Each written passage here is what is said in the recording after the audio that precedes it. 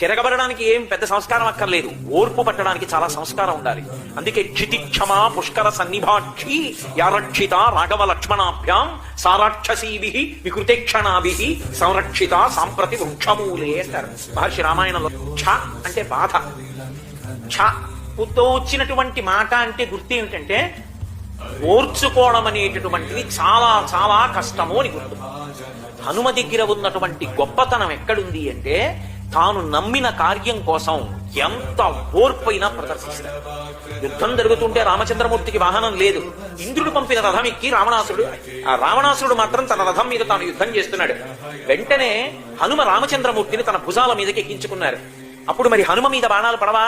ఇన్ని బాణాలు కొట్టాడు, పూచిన మోదుగు చెట్టులా కారింది నెత్తురు. స్వామి కోసం భరిస్తాడు. అది హనుమ యొక్క గొప్పతనం.